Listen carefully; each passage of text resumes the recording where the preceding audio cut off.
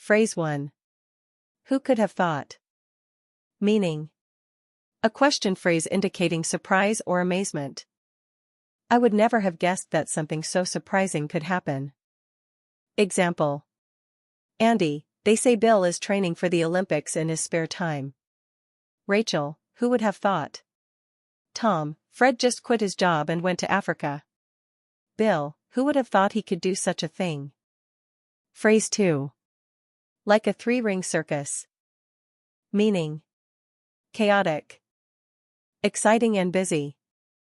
Example. This meeting is like a three-ring circus. Quiet down and listen. Our household is like a three-ring circus on Monday mornings. Phrase 3. Jostle someone around. Meaning. To push or knock someone around. Example. Please don't jostle me around. Don't jostle around everyone. Phrase 4. Get someone out of a jam. Meaning. To get someone out of trouble. Example. Thanks for getting my brother out of that jam. How am I going to get myself out of this jam? Phrase 5. Clap something out. Meaning. To clap the rhythmic beat of something in order to learn it. Example. We'll clap out the rhythm in time with our singing. Alright, now. Let's clap the rhythm out. Phrase 6. Tuck something up. Meaning. To raise up some part of one's clothing and attach it temporarily. Example. She tucked up her skirt. She tucked her skirt up and waded through the effluent basement. Phrase 7. Mix something up. Meaning. To bring something into disorder.